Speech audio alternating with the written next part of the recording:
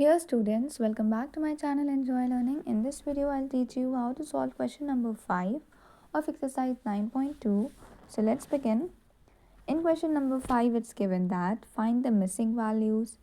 So ये भी same to same question number 4 की ही तरह है, बस इसमें फ़र्क क्या है कि इसमें बेस और हाइट किसकी गिवन है, एक ट्राइंगल की गिवन है और आपको एरिया ऑफ ट्राइंगल भी गिवन है. So let's see the A part first. A part में बेटा हम लोगों को बेस और हाइट गिवन है, हमें area of triangle find out करना है. तो हम आपको फॉर्मूला एक्सप्लेन कर चुके हैं ना एरिया ऑफ ट्राइंगल का. सिंपल, आपका एक ट्राइंगल है एंड उस ट्राइंगल में आपकी एक हाइट है. तो हाइट हमने आपको बताया था कि हाइट क्या होती है, एक स्ट्रेट लाइन होती है जो कि किसी एक कॉर्नर से ट्राइंगल के आ रही होती है सामने वाले साइड पर, और वो सामने वाले साइड के साथ हमेशा 90 डिग्री का एंगल बनाती है. तो ये जो हमारी लाइन है ये 4.4 दी हुई है बेटा. और बेस कौन सी साइड होती है ट्राइंगल की, क्या ये वाली साइड बेस हो सकती है? नो, बेस वही वाली साइड होगी जिस पे हमारी हाइट आ रही होगी. तो हाइट हमारी इस वाली साइड पे आ रही है ना, इस वाली साइड के साथ उसने आके 90 डिग्री का एंगल बनाया है. तो ये वाली साइड जो है इसको हम लोग बेस लेते हैं. तो ये आपको 6 सेंटीमीटर गिवन है. तो ये सिंपली बेटा आपको कॉन्सेप्ट को एक्सप्लेन करना है. अब ऐसे तो क्वेश्चन बहुत ईजी है, आपको simply area of triangle find करना है. तो आपको बस उसका फॉर्मूला लर्न होना चाहिए, बट समझ में भी आना चाहिए ना, कॉन्सेप्ट क्लियर होना चाहिए. सो जो फॉर्मूला है वो क्या है, half into base into height. मैंने बी और एच लिखा है, आप फुल फॉर्म लिखिएगा. Base into height, then values put करेंगे नेक्स्ट लाइन में. बेस है आपका 6 और हाइट है 4.4. अब देखिए 2 1 और 2 3 6 कैंसिल हो जाएगा ना, हाफ का जो 2 है और बेस का जो 6 है. तो आपके पास सिर्फ क्या बचा न्यूमरेटर में, 1 इंटू 3 जो कि 3 हो गया. तो 3 इंटू 4.4 और अपॉन में तो सिर्फ 1 बचा है यहाँ पे, तो that we don't write. Then simply हमने मल्टीप्लाई कर लिया एंड हमारा एरिया क्या आ गया, 13.2. अब बिकॉज बेस एंड हाइट हमारे सेंटीमीटर में थे तो इसीलिए एरिया किस में आया, सेंटीमीटर स्क्वायर में आया. तो ये हमारा आंसर हो गया. Now let's see the B part बेटा. सो बी पार्ट में हम लोग को बेस गिवन है 22 सेंटीमीटर और हमें area of triangle find out करना है. Area of triangle be given है 170.5 स्क्वायर सेंटीमीटर. हमें हाइट फाइंड करनी है बी पार्ट में. बी पार्ट में आपको बेस और एरिया गिवन है, हम लोग हाइट फाइंड आउट कर लेंगे ना. सो सबसे पहले बेटा देखिए हम लोग यूनिट देखते हैं. यूनिट्स दोनों की सेम है, ठीक है. हम लोगों को कोई भी ऐसा डिफ़िकल्ट काम नहीं करना है, इस वजह से फॉर्मूला पुट करना है और जो दो चीज़ें पता है फिर उनकी वैल्यूज़ पुट करनी है और फिर उनको दूसरी साइड पे ले जाना है, अपना हाइट मिल जाएगी. तो सबसे पहले तो आप जल्दी से गिवन लिखिए, पॉज करिए वीडियो को और अपनी कॉपी में गिवन लिखिए. गिवन क्या क्या है, बेस है गिवन और एरिया है गिवन. तो base is equal to 22 centimetre, height is equal to question mark. तो जो हम बोल रहे हैं वो लिखना है because I am not going to write it down. Okay, and area is equal to 170.5 centimetre square. जल्दी से तीनों चीज़ें लिखिए, जो चीज़ें गिवन है वो और जो फाइंड करना है. ठीक है बेटा. तो अब देखिए, अब हम लोगों ने एरिया ऑफ ट्राइंगल लिख लिया इक्वल टू 170.5 सेंटीमीटर स्क्वायर. ये हमारी थर्ड लाइन थी ना. अब हम लोगों को नेक्स्ट लाइन में क्या करना होता है, फॉर्मूला पुट करना होता है. सो एरिया ऑफ ट्राइंगल के नीचे अब एरिया ऑफ ट्राइंगल का फॉर्मूला पुट किया जाता है जो कि है half into base into height. Okay, आप फुल फॉर्म लिखिएगा बेटा. इक्वल टू, ये value copy down, 170.5 centimetre square. अब हम लोग को वैल्यूज़ पुट करनी है. तो बेस हमारा क्या है बेटा, बेस है 22 सेंटीमीटर. हाइट नहीं पता है तो कैपिटल एच ही कॉपी डाउन हो गया, 170.5. अब देखिए, अब हम लोगों को हाइट के अलावा जो कुछ है इधर उसको हम लोग को दूसरी तरफ लेके जाना है. बट पहले हम लोग देखेंगे अगर कुछ कैंसिल इस तरफ हो रहा है तो हम लोग कैंसिल कर देंगे. तो हो रहा है कैंसिल ना, 2 और 22 कैंसिल करिए, 2 अंदर 2 और 2 अंदर 2, 2 अंदर 2. तो 2 11 22 हो गया आपका. तो अब हमारा क्या बचा इस तरफ, जल्दी से देख लें. तो ये तो 1/1 हो गया है ना, तो इसका तो सिंपली मीनिंग हो गया 1.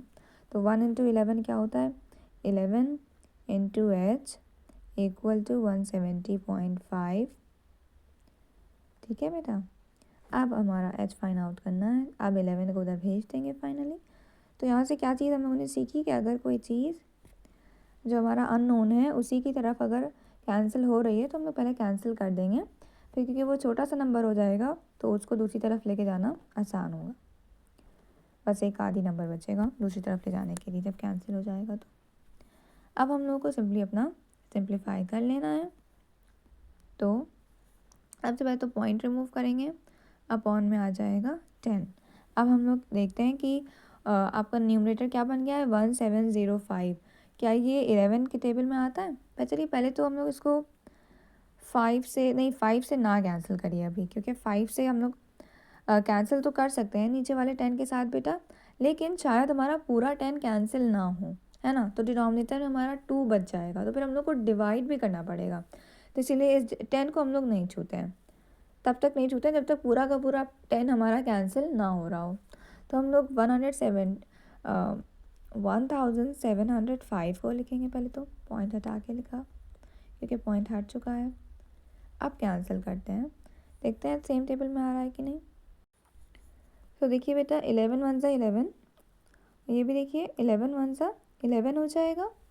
फिर उसके बाद आप सब्ट्रैक्ट करेंगे 6 बचेगा, 0 कॉपी डाउन करेंगे 60 हो जाएगा। फिर 11 5 था 55, फिर 5 बचेगा 60 माइनस 55, फिर बाद वाला 5 के साथ वो 5 मिल के 55 बन गया। तो फिर से 11 5 ज़ा 55। अगर आपको ऐसे ओरली नहीं आता बेटा नो प्रॉब्लम, आप इसको डिवाइड करके फाइंड आउट कर सकते हैं कि 1705 11 के टेबल में कितने ज़्यादा है। तो आप देखिए सिंप्लीफाई हमारा हो गया है और हमारा आंसर अब क्या आ जाएगा। न्यूमरेटर में बचा है 155 और डिनोमिनेटर में है 10। 1 10 ज़ा 10। अब देखिए हमने आपको बताया था ना कि हम लोग 5 से हम लोग अभी भी इसको कैंसिल कर सकते हैं, क्योंकि 5 के टेबल में 155 भी आता है और 10 भी आता है। लेकिन बेटा हम लोग नहीं करेंगे, क्योंकि हमारा देखिए 5 के टेबल से कैंसिल करेंगे तो ये 5 2 ज़ा 10 हो जाएगा और फिर ये 2 नहीं कैंसिल होगा, फिर हम लोग को डिवाइड करना पड़ेगा बेकार में। लेकिन हम लोग को तो एक ईजी तरीका आप पता है ना, डायरेक्टली डेसिमल की हेल्प से हमारा आंसर फ़ौरन क्या आ जाएगा बताइए। अपॉन में 10 या 100 या 1000 अगर होता है तो सिंपल हम लोग बिना डिवाइड करे डायरेक्टली अपना आंसर निकाल सकते हैं। तो क्या ज़रूरत पड़ी है हम लोग को कैंसिल करने की ना, कि फिर हम लोग को डिवाइड करना पड़े। तो सिंपली आपका आंसर क्या आ जाएगा 15.5, क्योंकि अपॉन में 10 है तो पीछे से 1 डिजिट आगे जाके हम लोग पॉइंट लगा देंगे। सो 15.5 और यूनिट क्या होगी सेंटीमीटर, और ये आपका कौन है हाइट है। ओके, सो बहुत ही ईजी क्वेश्चन था ना, बी पार्ट भी सिंपल।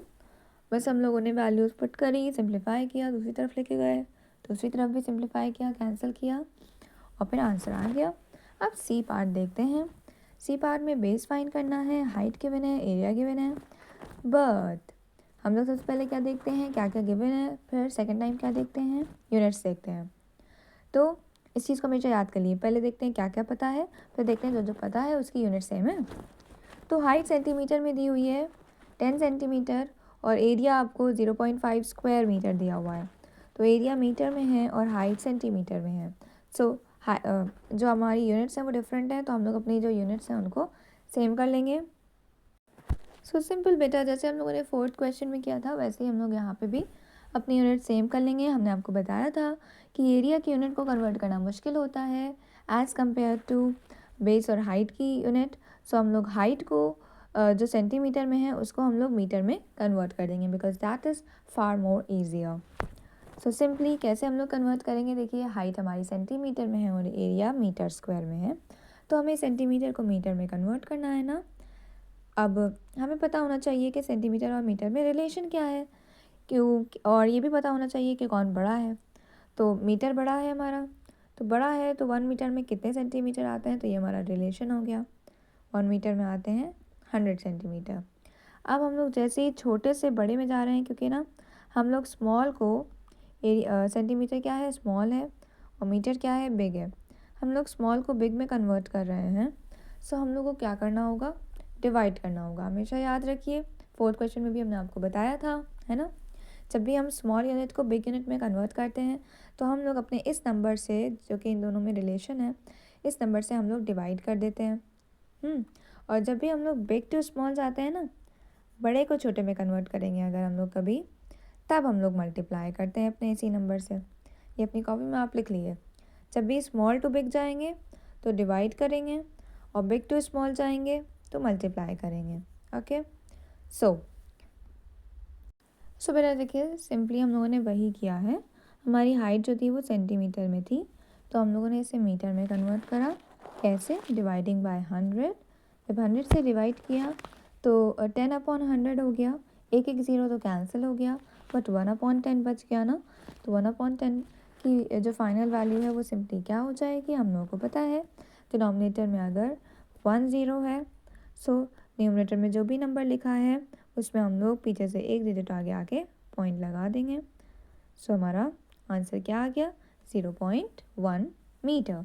जैसे ही हमने 100 से डिवाइड करा, हमारा सेंटीमीटर हट जाएगा और वो किस में कन्वर्ट हो जाएगा? मीटर में कन्वर्ट हो जाएगा। अब हम लोग सिंपली अपना वही काम करेंगे पुराना, कि हमें एरिया पता है, हमें हाइट भी पता है, दोनों की यूनिट्स भी सेम हो चुकी हैं। अब सिंपली फॉर्मूला पुट करेंगे, वैल्यूज़ पुट करेंगे। So half into base into height area का फॉर्मूला होता है। अब वैल्यू पुट करी तो हमारे हाफ इंटू बेस इंटू 0.1 हो गया। अब हम लोग क्या करेंगे, देखिए कुछ कैंसिल तो हो नहीं रहा है ना, तो हम लोग एक एक करके अपने नंबर को दूसरी तरफ भेजेंगे। सो हम लोगों ने 0.1 को पहले दूसरी तरफ भेजा, तो ऊपर ये न्यूमरेटर में था, मल्टीप्लाई हो रहा था। दूसरी तरफ आके ये देखिए डिनोमिनेटर में चला गया, डिवाइड होने लगा। अब जैसे ही हमारा दूसरे साइड पे आ गया, तो यहाँ पे 0.5/0.1 था। तो हम लोगों ने क्या किया, पॉइंट रिमूव करा। तो पॉइंट रिमूव करा न्यूमरेटर से, तो अपॉन में इंटू 10 हो गया, और डिनोमिनेटर से पॉइंट रिमूव किया तो न्यूमरेटर में हमारा इंटू 10 हो गया। अब 10 तो कैंसिल हो गए ना, एक एक ज़ीरो। तब हमारा पॉइंट भी हट चुका है, तो हमारा क्या हो गया है? 0.5 मतलब सिंपली 5। तो 5/1 आ गया ना इस तरफ। इतनी चीज़ अच्छे से समझ में आ गई। अब सिंपली अब हमारा इस साइड पे हाफ इंटू बेस बचा था ना, क्योंकि हमने 0.1 इधर ले आए थे हम लोग। अब हम लोग को हाफ पे हटाना है, तो हाफ जब हमारा 1 का तो कोई मतलब ही नहीं है, 1 इंटू बेस का मतलब तो बेस ही होता है। तो सिंपली 2 को हटाना है यहाँ से हम लोगों को। तो 2 डिनोमिनेटर में था, तो जब इसको दूसरी तरफ भेजा तो ये न्यूमरेटर में जाके मल्टीप्लाई होने लगा। इधर डिवाइड हो रही है एक चीज़, तो दूसरी तरफ हमारी मल्टीप्लाई होगी। तो सिंपली 1 का तो कोई मतलब होता नहीं है ना बेटा, तो 1 इंटू बेस मतलब बेस। ओके, तो सिंपली हमारा 2 इधर आ गया। अब हमारा base is equal to 5 into 2 मतलब 5 टू द 10 हो गया। अब देखिए एरिया और जो हाइट थी वो हमारी मीटर में थी, तो इसीलिए जो बेस आया वो भी मीटर में आ गया, 10 मीटर। अब अगर क्वेश्चन ये बोले कि right the base in centimetre, कि आपको बेस को सेंटीमीटर में लिखना है, तो अब आप क्या करेंगे? वही काम हमने आपको स्टार्टिंग में बताया था, कि अब देखिए आपको जो बेस मिला है वो मीटर में मिला है। ये हम एक एडिशनल चीज़ आपको बता रहे हैं कि अगर कभी आपको बेस को सेंटीमीटर में कन्वर्ट करना हो तो सिंपली आप कैसे कर लेंगे बेटा? आपको पता है कि 1 मीटर में 100 सेंटीमीटर होते हैं। तो अब हम लोग को मीटर को अगर सेंटीमीटर में कन्वर्ट करना है, बड़े से छोटे में जाना है, तो हमने क्या बताया था? जब भी हम लोग बिग को स्मॉल में कन्वर्ट करेंगे तो हम इस नंबर से मल्टीप्लाई कर देंगे। तो बस हमने देखिए 10 इंटू 100 कर दिया, हमारा आंसर क्या आ गया? 1000 सेंटीमीटर। ठीक है बेटा, इस तरीके से हमारा आंसर आ गया सेंटीमीटर में भी। तो वैसे तो आपका फाइनल आंसर यहीं पे आ गया, base is equal to 10 metre. But अगर इसको सेंटीमीटर में कन्वर्ट करना हो तो कैसे करेंगे वो भी हमने आपको बता दिया। मीटर को सेंटीमीटर में कन्वर्ट करना हो तो मल्टीप्लाई कर देंगे 100 से, और जैसे कि ऊपर किया था सेंटीमीटर को मीटर में कन्वर्ट करना हो तो डिवाइड कर देंगे 100 से। That is all, good luck.